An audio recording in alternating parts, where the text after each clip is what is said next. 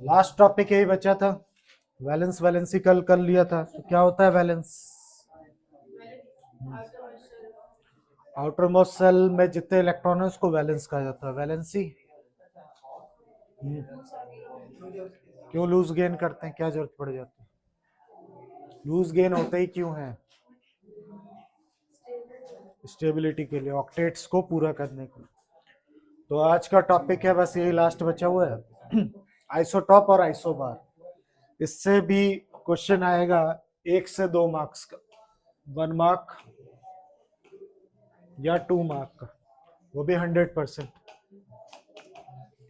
ठीक है, ऐसा हो ही नहीं सकता इससे क्वेश्चन आएगा, भले 1 मार्क्स का है चाहे 2 मार्क्स का है, पर आएगा जो। तो सबसे पहले तो आइसोटॉप होते क्या वो जानना बहुत जरूरी है, तो उसमें मैं ज्यादा टाइम वेस्ट नहीं करूंगा, सीधा सीधा ये डेफिनेशन देखिए। Isotope are the atoms of same element. Atom होते हैं सेम एलिमेंट के, उनके एटॉमिक नंबर सेम होंगे, जाहिर सी बात है, सेम एलिमेंट है तो सेम एटॉमिक नंबर होंगे, लेकिन इनका मास नंबर क्या होता है, डिफरेंट होता है, यही कीवर्ड। जैसे यहाँ पे देखिए 2 एग्जाम्पल दे रखे हैं, दोनों ही क्लोरीन है, ठीक है। इसमें इसका एटॉमिक नंबर 17 है, तो ऑब्वियस सी बात है इसका भी 17 ही होगा, सेम एलिमेंट की बात हो रही है। पर इनके मास नंबर पे आप ध्यान दीजिए, यहाँ 35 है, यहाँ पे क्या है 37। बहुत फर्क है, बताया भी है कई बार। मास आप यू में उसको क्या करते हो, दिखाते हो, फिर उसको ग्राम में चेंज करते हैं। और ये मास नंबर है, मास नंबर में हम काउंट करते हैं कि न्यूक्लियस के अंदर कितने सब एटॉमिक पार्टिकल, जैसे कि प्रोटॉन प्लस न्यूट्रॉन, ये एग्जांपल था मास नंबर। अब मास नंबर अलग चीज है, एटॉमिक मास का मतलब हम वेट की बात कर रहे हैं, यहाँ वेट की नहीं नंबर की बात कर रहे हैं। तो इधर पे देखिए 37 और ये कितना है 35। तो आप ही में से कुछ लोगों ने पूछा था, तो मैंने मना किया था क्या, कि प्रोटॉन न्यूट्रॉन के बराबर हो, ऐसा जरूरी नहीं, कम ज्यादा हो सकता है। अब ये 37 क्यों हो गया, 35 क्यों हो गया? जाहिर सी बात है, जितने इलेक्ट्रॉन होंगे उतने ही प्रोटॉन होंगे, ठीक है।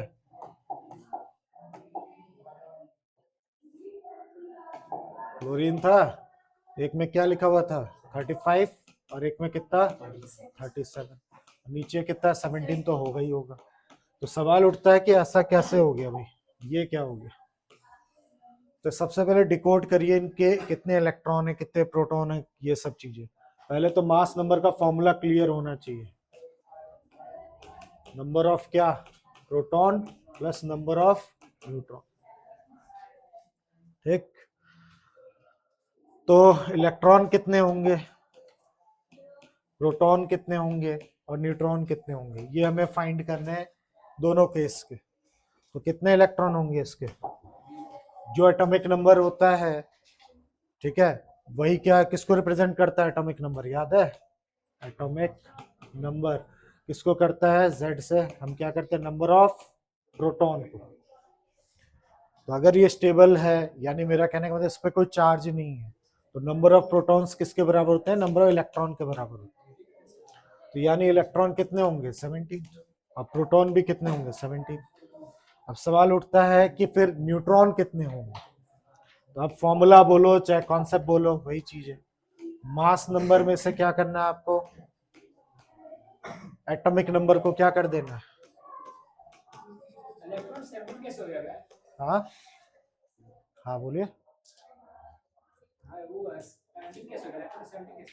क्योंकि इसका एटॉमिक नंबर 17 है, एटॉमिक नंबर क्या होता है, प्रोटॉन को कहते हैं, जितने प्रोटॉन होते हैं उतने ही इलेक्ट्रॉन होते हैं, अगर वो कैटायन एनायन नहीं है तो, ठीक है, इसलिए। हो गया सेटिस्फाई, क्या कुछ कहना है, लग तो नहीं रहा। अब इसको चाहे फॉर्मूला बोलो चाहे कॉन्सेप्ट बोलो, मास नंबर कितना है 35, एटॉमिक नंबर या कह लो आपके प्रोटॉन कितने 17, इसको माइनस करोगे तो कितना आ जाएगा ये। तो पहले केस की जन्म कुंडली है, ठीक है, इसमें न्यूट्रॉन कितने हैं 18 है। दूसरे वाले केस का भी देख लो, इलेक्ट्रॉन कितने हैं 17 ही होंगे, प्रोटॉन कितने हैं वो भी 17 होंगे, बट इस केस में न्यूट्रॉन कितना है, ठीक है। तो मास नंबर को हम ए से डिनोट करते थे, माइनस एटॉमिक नंबर को जेड से, अब इतना खानदान नहीं लिख रहा। तो इसका एटॉमिक नंबर कितना है, atomic mass, sorry atomic mass कितना है 37, और एटॉमिक नंबर कितना है 17, तो कितना निकल के आ गया 20। तो क्या दिख रहा है आपको, साफ साफ दिख रहा है सब कुछ सेम है, इलेक्ट्रॉन सेम है, इलेक्ट्रॉन सेम है, प्रोटॉन सेम है, प्रोटॉन सेम, बट डिफरेंट क्या निकल के आ गया, क्या निकल के आ गया, न्यूट्रॉन्स। तो ऐसे केस को हम लोग क्या कहते हैं, आइसोटॉप कहते हैं।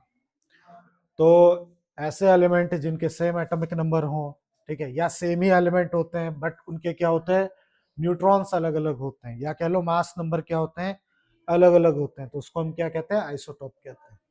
तो नेचर में जब मैं एक क्लोरीन की बात करता हूँ तो एक ही टाइप के क्लोरीन नहीं होते हैं, बहुत सारे टाइप के क्लोरीन होते हैं। तो फिलहाल तो 2 टाइप हमारे कोर्स में बताया गया। तो ये जो पूरी जन्म कुंडली है, इससे आपको पता चल गया कि इनके डिफरेंट क्या है, क्या है, मास नंबर।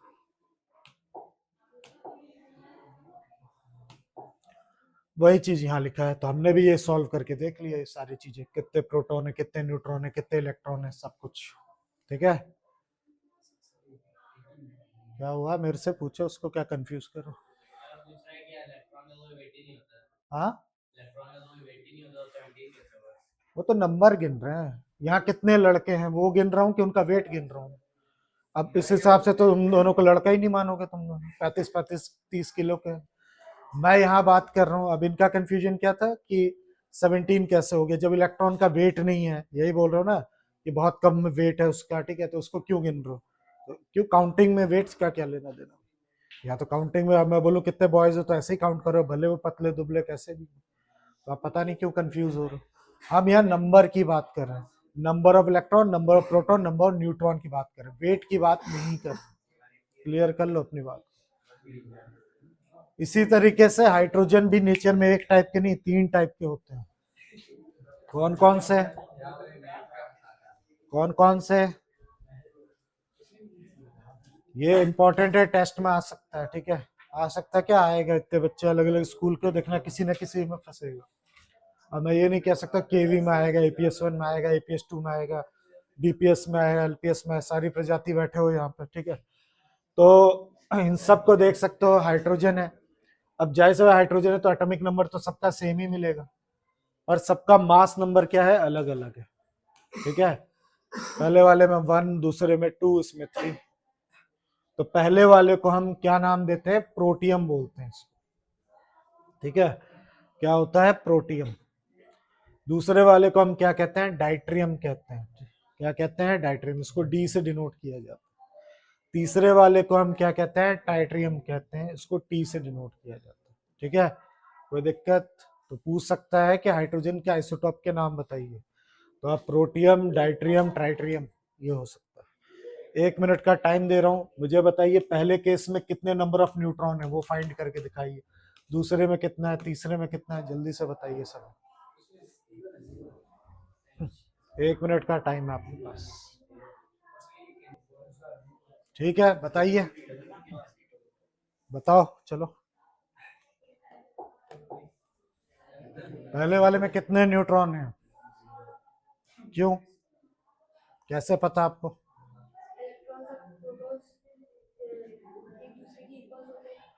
वो तो सब में होता है, तो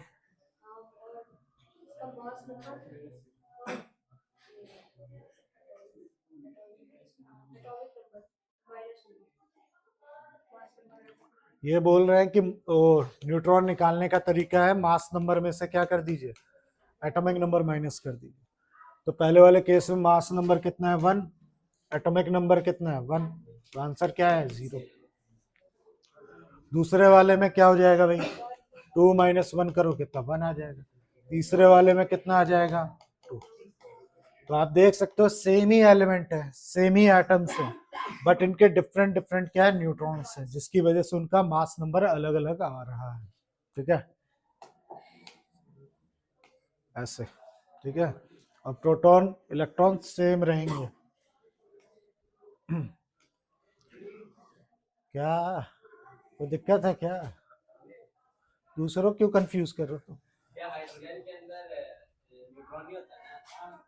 पहले वाले केस वाले में, इसमें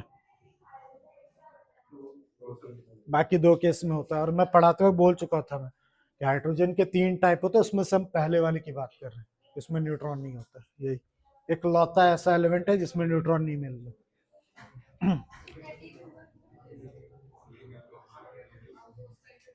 इसी तरीके से कार्बन के देख सकते हो 3 आइसोटॉप है यहाँ पे, ठीक है। ऑक्सीजन के भी 3 आइसोटॉप हैं, नियॉन के भी हैं। तो इसमें से क्वेश्चन क्या आ सकता है जो अभी मैंने पूछा, इसमें बताइए कितने इलेक्ट्रॉन है, कितने प्रोटॉन है, कितने न्यूट्रॉन है, ऐसे क्वेश्चन आपसे पूछ सकते हैं। हाँ नहीं, 11th में सीधा, अगले साल सब कुछ अलग है।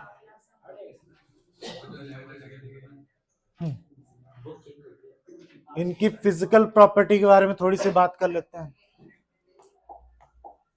फिजिकल प्रॉपर्टी समझते हो ना, फिजिकल क्या होता है, जैसे मास हो गया, ठीक है, इन सब चीजों की बात कर रहे हैं। बॉइलिंग पॉइंट हो गया, मेल्टिंग पॉइंट हो गया, डेंसिटी हो गई, इन सबको हम फिजिकल प्रॉपर्टी कहते हैं।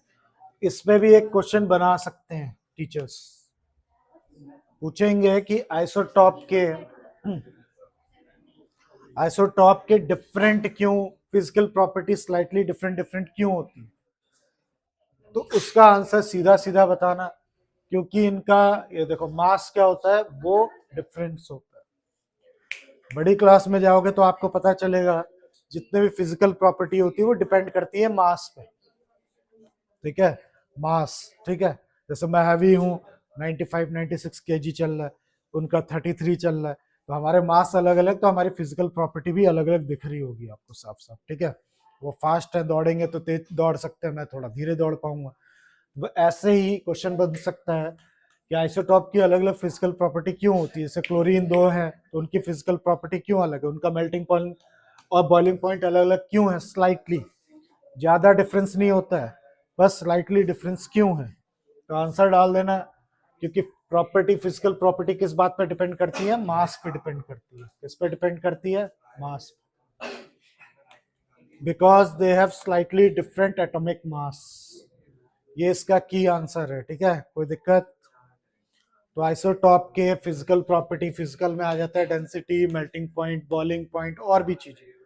टेस्ट में आ जाए क्यों अलग है, सीधा बोल देना इनका एटॉमिक मास क्या है, डिफरेंट है, इसलिए इनकी फिजिकल प्रॉपर्टी डिफरेंट है। क्या हुआ इतना समस्या, क्या चेहरा तो ऐसा ही बना रहा हूं। फिर इसी पे एक, हाँ, एक न्यूमेरिकल भी आ सकता है भाई, ये फेवरेट है टीचरों का। जैसे होता है ना एटॉमिक मास, अगर तुम लोगों ने याद किया होगा तो क्लोरीन का एटॉमिक मास हम बच्चों को क्या याद कराएं, 35 भी है, 37 भी, तो हम कैसे कौन सा बच्चों को पढ़ाएं, तो इसका एवरेज निकाल के, ठीक है, हम क्या करते हैं बच्चों को पढ़ाते हैं, वो कितना होता है 35.5। पर कैसे निकालते हैं, ऐसे नहीं निकाला जाता कि एवरेज ऐसे ही निकाल लो, वो डिपेंड करता है कि वो नेचर में पाया कितना जाता है। जैसे कि ये जिसका कितना है 35 U है, जिसका मास, वो नेचर में 75% पाया जाता है, और दूसरा वाला नेचर में 25% पाया जाता है। तो 35 का 75% निकाल लो, 37 का 25% निकाल लो, दोनों को जोड़ दिया, ये आ गया एवरेज मास ऑफ क्लोरीन, निकल के आ गया। तो ऐसा क्वेश्चन टेस्ट में आ सकता है, 100% चांस है आने के।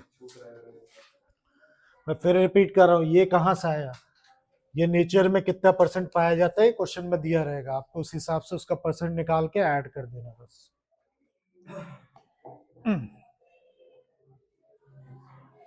एक क्वेश्चन है यही, करके देखते हैं क्या है question. Number of proton, electron और प्रोटॉन, न्यूट्रॉन, इलेक्ट्रॉन सब ए और ई का यहाँ पे क्या कर रखा है, ए टू ई आपको गिवन है। क्वेश्चन ऐसा है, यहां से ही आएंगे क्वेश्चन फाइनल में, और कुछ चला जाएगा। तो indicate above the table species react to pair of isotope, इसमें से आइसोटॉप कौन है, कौन किसके आइसोटॉप है, तो कैसे पता चलेगा कौन किसका आइसोटॉप है, कैसे पता चलेगा, A B C D E में से कौन किसका आइसोटॉप है। तो सबसे पहले फटाफट किस पे जाइए, बेसिक्स पे, उनके सेम क्या होने चाहिए, क्या, मास नंबर। तो पहले मास नंबर जल्दी से ढूंढिए आप फटाफट। मास नंबर कैसे निकलता है, प्रोटॉन प्लस न्यूट्रॉन करके, तो पहला कितना आया 12, इनको जोड़ा तो कितना आया, जल्दी जल्दी बताओ कितना, 40, इसका 37, 19, ये हाँ 35। तो इसमें क्या निकालना था अपने को, याद है ना, indicate the what species represent the pair of isotopes बताना। तो कहाँ आया। और दूसरी चीज, एक तरीका तो ये है, वैसे तो ये गधे वाला तरीका है, सबसे पहले तो बेसिक पे जाइए और बेसिक पे पहले पहचानो कौन सेम क्या है, क्या होने चाहिए, सेम एलिमेंट होने चाहिए। और सेम एलिमेंट का पता करने का तरीका क्या होता है, उनके एटॉमिक नंबर की तरफ जाइए। तो ये रहा एटॉमिक नंबर की तरफ, सी और ई जरूर एक ही एटम को रिप्रेजेंट कर रहे हैं क्योंकि इनका एटॉमिक नंबर क्या है, सेम। अब इनका एटॉमिक नंबर सेम है तो जाहिर सी बात है क्या होगा, ये आइसोटॉप होंगे एक दूसरे के, ठीक है।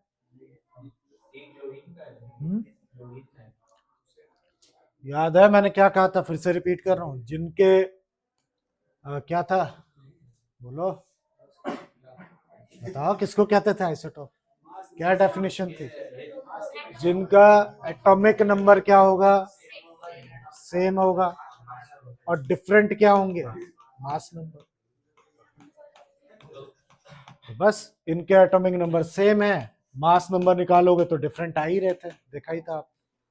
इसका कितना आ रहा था 37, इसका कितना आ रहा था 35, यही है। और पहचानना है तो क्लोरीन नहीं है, पता चल गया। ऐसे ही क्वेश्चन आने के पूरे चांस है, रटने वाले बच्चे फेल हो जाएंगे, याद रखना। अब रटने वाली दुनिया चली गई, अब समझने वाली चीज,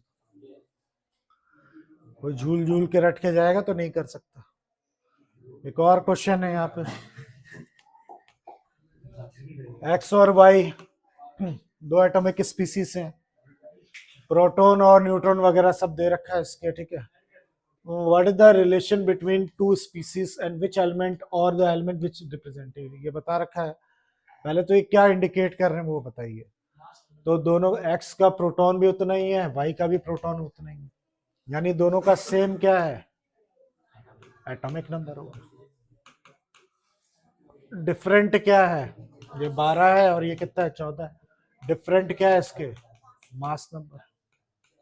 इसका मतलब देयरफॉर ये क्या है, एक दूसरे के क्या है, ये आइसोटॉप, आइसोटॉप को लिख लेना भाई।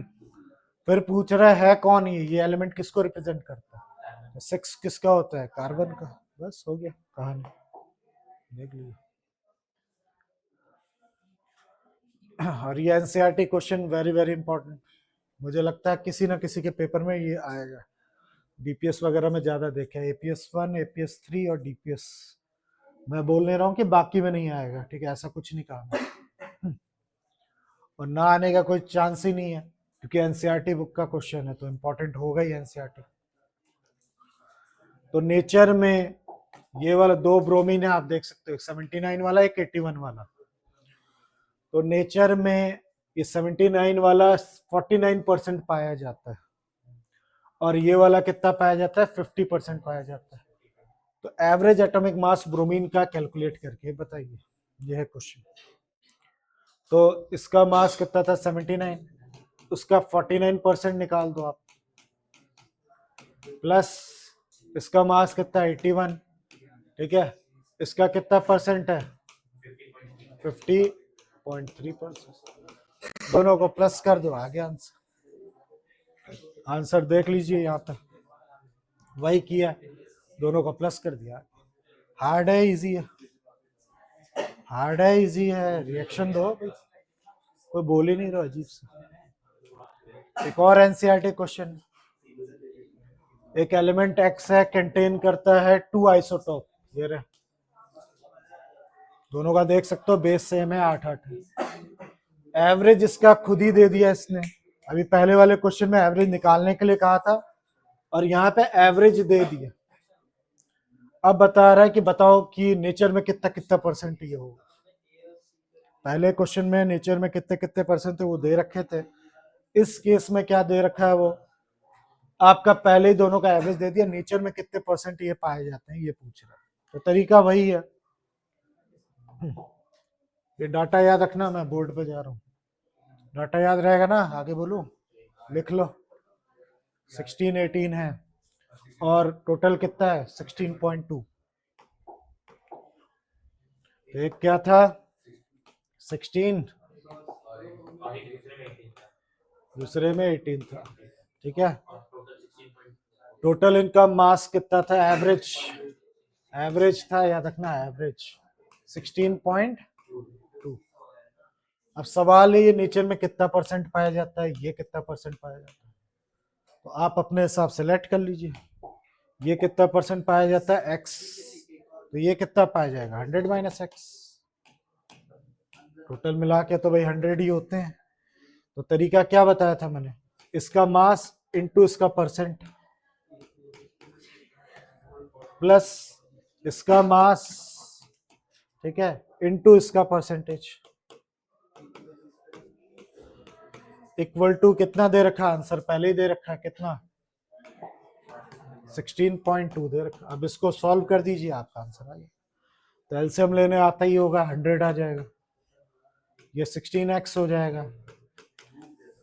चलो स्टेप नहीं खा रहा, ये रहा, ठीक।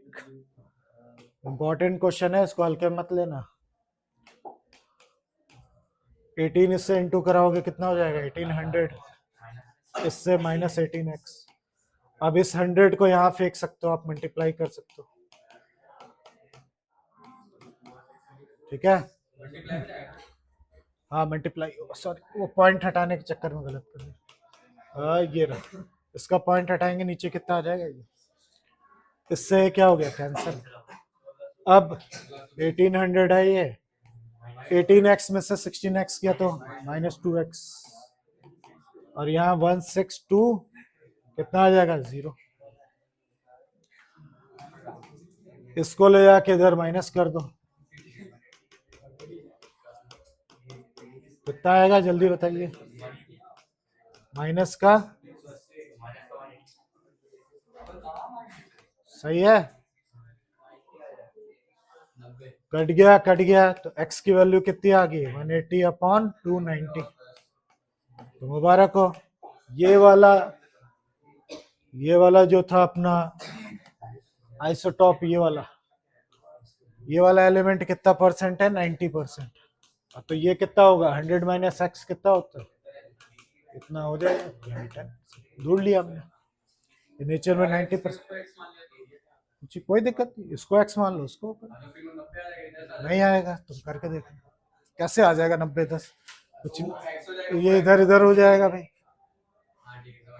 चाहे तुम इसको एक्स लो चाहे उसको लो, कोई फर्क नहीं पड़ता। तो ये क्वेश्चन है, आप देख सकते हो। तो यहाँ इसका सॉल्यूशन इसका भी देख ही लो, सही किया गलत किया, तो यहाँ भी देख लो भैया, यानी पहले वाले का कितना है 90%, दूसरे वाले का कितना हो गया 10%।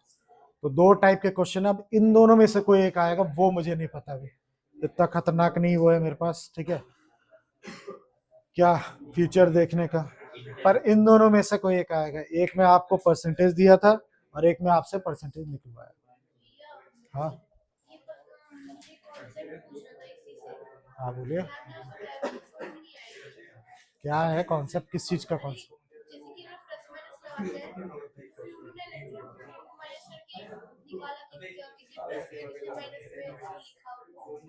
वो अगले चैप्टर में कैटाइन एनाइन जब पढ़ोगी तब समझ आएगी।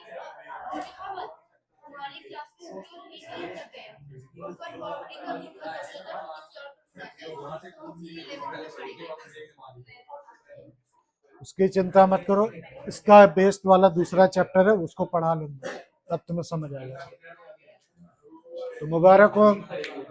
अब इसके कुछ एप्लीकेशंस, ठीक है, रियल लाइफ में हम लोग आइसोटॉप कहाँ कहाँ इस्तेमाल करते हैं। तो रेडियो आइसोटॉप्स, ठीक है, नाम सुना होगा बहुत सारी चीजों का आपने, पहले भी पढ़ाया हुआ है मैंने, तो पता ही होगा। तो इसमें बहुत सारे हैं, carbon 14, arsenic 74, sodium 24, iodine 131, cobalt 60, uranium 235, ये सब आपके क्या है रेडियो एक्टिव आइसोटोप है। तो इसको आप डिस्ट्रक्टिव तरीके से भी इस्तेमाल कर सकते हो और अपने फायदे के लिए भी इस्तेमाल करते हो, विनाश के लिए भी यूज कर सकते हो और फायदे के लिए भी यूज कर सकते हो। तो इस क्या चीज, ये सब आइसोटोप्स है, एलिमेंट है।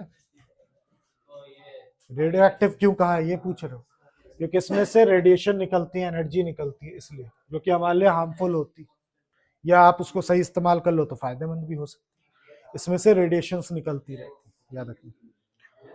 तो इसलिए इनका बहुत ही ध्यान से यूज करना है, क्योंकि ये बहुत ज्यादा क्या कर सकता है, आपको डैमेज वगैरह कर सकता है। तो अगर डैमेज से बचना चाहते हो तो इनके साथ खिलवाड़ नहीं। तो इसका इस्तेमाल हम लोग क्या करते हैं, कई जगह इसका इस्तेमाल हम लोग करते हैं पावर जनरेशन। यूरेनियम 235, ठीक है। अब न्यूक्लियर पावर रिएक्टर्स के बारे में तो सुना ही होगा। ऐसे न्यूक्लियर पावर रिएक्टर्स उनको कहते हैं ऐसे जिसके अंदर हम न्यूक्लियर का मतलब यूरेनियम 235 जैसे कुछ आइसोटॉप का इस्तेमाल करते हैं, जिससे हम एनर्जी ऑब्टेन करते हैं, बिजली पैदा करते हैं। तो यूरेनियम 235 से एटॉमिक बॉम्ब भी बनाया गया था, अब तो पता ही होगा कि एटॉमिक बॉम्ब किसके ऊपर गिराया गया था, जापान के ऊपर, हिरोशिमा और कौन सा, नागासाकी, 2 जगह। तो उसमें यूरेनियम 235 का इस्तेमाल किया गया, और हम इसका इस्तेमाल बिजली पैदा करने के लिए करते हैं, ठीक है। तो इसमें हमें हाई डिटेल में नहीं घुसना है, इससे बस इतना है कि एनर्जी निकलती है, वो उस एनर्जी का हम इस्तेमाल किस चीज के लिए करते हैं, क्या करते हैं, बिजली पैदा करने के लिए करते हैं, ठीक है। इंडिया में तो एक बार कोबाल्ट 60 मिला था, मिला होगा एक बार, क्या बहुत बार मिला। इसके अलावा यूरेनियम 235 का इस्तेमाल करने के अलावा हम लोग रेडियो ट्रेसर की तरह इस्तेमाल करते हैं। जो मेडिसिन वगैरह में हम ट्रेसर, जैसे कि आपकी बॉडी में कहीं पे कोई ट्यूमर तो नहीं है, कहीं पे ब्लड क्लॉट तो नहीं हो रखा, इस सब चीज को ट्रेस करने के लिए भी इसका इस्तेमाल किया जाता है, इसलिए इसको ट्रेसर कहा जाता है।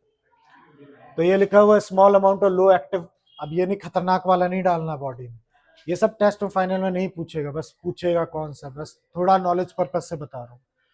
लो active radio active compound tracer आपके अंदर इंजेक्ट कर दिया जाता है, या तो आप इंजेक्शन के थ्रू या तो ओरली इसको डाल दिया जाता है, ठीक है। ये आपकी बॉडी में इधर जो घूमता है, ठीक है, फिर इसका एग्जैक्ट पोजीशन उसका रेडियो ट्रेसर से हम क्या कर लेते हैं, पता कर लेते हैं। तो क्वेश्चन ये नहीं आएगा, ये पूछेगा तुम लोगों से कि आर्सेनिक 74 किस चीज के लिए यूज किया जाता है, ट्यूमर को ढूंढने के लिए। आपकी बॉडी में, ब्रेन में कहीं भी ट्यूमर है तो आर्सेनिक 74 का इस्तेमाल करते हैं। तो इतना तो मैंने इसको आज तक अपने 20 साल के करियर में इतना पूछते हुए नहीं देखा, 1-2 बार पूछते हुए देखा, ये कई बार पूछते हुए देखा। ये ब्लड क्लॉट वगैरह ये सब पूछ लेते हैं, सोडियम 24 ट्रेसर का इस्तेमाल करते हुए देखा गया, ठीक है। सोडियम 24 ट्रेसर आपको डिटेक्ट करता है ब्लड क्लॉट वगैरह तो नहीं है कहीं पे, उसको चेक करने के लिए। और आर्सेनिक 74 का इस्तेमाल किया जाता है ट्यूमर वगैरह का पता करने के लिए। अब ऊपर की चीजें, फालतू चीजें नहीं पढ़नी अपने को, ठीक है, याद रखना। इसके अलावा कैंसर वाला तो 100% आएगा, 100%। कितने बच्चे बैठे हो, किसी न किसी के पेपर में आएगा। कोबाल्ट 60 का इस्तेमाल किया जाता है क्योर कैंसर, ऊपर वो ट्रेसर था, वो क्योर करने के लिए नहीं था, पता करने के लिए था, और ये किस चीज के लिए यूज किया जाता है, क्योर करने के लिए। तो भाई क्योर मतलब ठीक करने के लिए, कैंसर को ठीक करने के लिए, ठीक है। अब लास्ट स्टेज में पहुंच गया तब नहीं ठीक होगा, याद। तो रेडियो एक्टिव होता है ये भी, कोबाल्ट 60। अगर पूछे कैंसर की ट्रीटमेंट के लिए इस्तेमाल किया जाता है तो आप कोबाल्ट 60 आंसर देंगे। हाई डिटेल कुछ नहीं करना आपको, आगे कुछ ये सब नहीं पूछेंगे, ठीक है, याद रखिएगा। और इस टेक्निक को रेडियोथेरेपी कहा जाता है, ठीक है, रेडियोथेरेपी कहा जाता है। इसके अलावा ये भी टेस्ट मैंने देखा है, गोइटर नाम की बीमारी जानते ही होगी सब लोग, गला ऐसे सूज जाता है जिसको हम गोइटर, या क्या बोलते, नमक की कमी नहीं, आयोडीन की कमी, उसको घींगा कहते हैं हिंदी में, घींगा रोग, ठीक है। तो इसका इस्तेमाल किया जाता है, सोडियम बोला, आयोडीन 131 का इस्तेमाल किया जाता है, ठीक है। तो किसके लिए, गोइटर के लिए। मैं फिर बोल रहा हूँ, ये सब कुछ नहीं पढ़ना आपको फाइनल के लिए, आपको बस ये याद रखना, गोइटर को ट्रीट करने के लिए आयोडीन 131 का इस्तेमाल किया जाता है, बस। फिर ये ऐसे नॉलेज पर्पज से देखना, देख लो, टेस्ट में नहीं आता कि अब तो सबके घर के आसपास गैस पाइपलाइन बिछ चुकी है, ठीक है, लगभग बिछ गई है ना, ठीक है। अब या कोई भी पाइपलाइन है आपके यहाँ पे, अब वो उसको अंडरग्राउंड आपने डाल दिया, अब उसको कहीं से लीकेज है कैसे पता चलेगा, दोबारा खोद खाद के थोड़ा ना देखोगे। तो उसके लिए क्या करते हैं ये लोग यहाँ पे, एक रेडियो एक्टिव क्या सब्सटेंस को इंडिकेट उसके अंदर क्या करते हैं, इंजेक्ट करते हैं, और ऊपर एक बंदा देखो सिग्नल वो डिटेक्टर होता है उसको लेके चलता है। तो जैसे इधर से मान लो यहाँ से लीकेज है तो उसको डिटेक्ट होगा, उसको वो वहीं पे खोद के उसको रिपेयर वर्क कर लेंगे, तो ज्यादा खोदने वोदने की जरूरत नहीं पड़ेगी। ये टेस्ट वेस्ट में नहीं आता। तो टेस्ट में इसमें कोबाल्ट 60 के बारे में पूछेगा और गोइटर वाला पूछेगा, ठीक है याद रखिए। लास्ट टॉपिक आइसो बार, बिल्कुल ठीक उसका आइसोटॉप का उल्टा कर लीजिए, ठीक है। इसमें क्या होंगे, डिफरेंट होंगे, डिफरेंट क्या होंगे, एटॉमिक नंबर, और सेम क्या होंगे भाई, मास नंबर। अब जाहिर सी बात है, जिनका मैंने बोल दिया डिफरेंट एटॉमिक नंबर है, तो जाहिर सी बात है वो एलिमेंट डिफरेंट डिफरेंट होंगे, सेम एलिमेंट नहीं होंगे, सही है ना। सेम एटॉमिक नंबर होता तो यानी एलिमेंट सेम होते, डिफरेंट एटॉमिक नंबर बोल दिया यानी वो सेम एलिमेंट हो ही नहीं सकते, वो अलग अलग एलिमेंट होंगे, पर उनका मास नंबर क्या होगा, सेम होगा, तो इसको आइसोबार कहते हैं, ठीक है। तो कुछ आइसोबार देख लीजिए, ये रहे, ठीक है, ठीक बोलो। तो ये आर्गन है Ar, और ये क्या है आपका कैल्शियम, दोनों का आप खुद ही देख लीजिए एटॉमिक नंबर क्या है, अलग अलग है, और न्यूट्रॉन भी देखिए अलग अलग है, पर इनका सम वो कितना आ रहा है, सेम आ रहा है। तो इनके एटॉमिक नंबर अलग अलग होते हैं बट मास नंबर क्या होते हैं, सेम होते हैं, तो इसको आइसोबार कहते हैं। हमारे 9th के कोर्स में इसके अलावा कुछ इसके बारे में बताया ही नहीं, बस खत्म यही। तो ये रहे कुछ क्वेश्चंस, उसी पे देख लीजिए, और एक शीट तो दी है मैंने, तुम लोग को लगाना है उसको। Which of the following atomic species isotope each other, ठीक है, इसमें से आपको बताना है कौन सा आइसोटॉप है, इसमें से कौन सा आइसोबार है। तो सबसे पहले एकदम चाहे ट्रिक बोलो चाहे जो बोलना बोलो, जब भी आपको क्या करना है आइसोटॉप ढूंढना है तो फटाफट उनके एटॉमिक नंबर की तरफ देखो आप। तो नीचे एटॉमिक नंबर मैंने देखे 90 और ये 90, ये दोनों भाई पक्का एक दूसरे के क्या होंगे, आइसोटॉप होंगे। आइसोबार पूछा तो ऊपर की तरफ जाइए, मैच करिए, तो ये एक दूसरे के आइसोबार होंगे, बस खत्म। हाँ नहीं कुछ एक्सप्लेन नहीं, वाई पूछा होगा तब एक्सप्लेन कर देंगे, वाई पूछा अगर पूछ लिया तो बता दो भाई कि भाई दोनों का एटॉमिक नंबर क्या है, सेम है, इसीलिए आइसोटॉप, एक्सप्लेन कर देना, they have same atomic number 90 90। Isobar क्यों है बता देना, क्योंकि इनके क्या है, मास नंबर क्या है, सेम है, इसलिए पूछा है। तो right electronic configuration of any one pair of isotope और आइसोबार, तो कोई भी याद करके जाइएगा, उसमें से आपको उनका क्या करना है, कॉन्फ़िगरेशन लिखना है, लिख दीजिए। इसमें एग्जांपल इसके लिए है, हो सकता है इनको हाइड्रोजन वाला पसंद हो, ठीक है, इनको ऑक्सीजन वाला पसंद हो, तो जो आपको अच्छा लगे उसको लिख के उसका कॉन्फ़िगरेशन ड्रॉ करना, बस खत्म, समझ गए। ये था पूरा आपका क्या, स्ट्रक्चर ऑफ एटम, फाइनल के लिए क्या क्या इसमें इंपॉर्टेंट आएगा वो पढ़ना है। अब इसके बाद एक और चैप्टर और कर लेंगे, कौन सा, एटम एंड मॉलिक्यूल्स, तो और अच्छा इसको क्लियर हो जाए। अब इसको भी करवा लें दो साथ में, दोनों जुड़े हुए हैं ना, इसमें साउंड इजी है उसके, चिंता मत करो।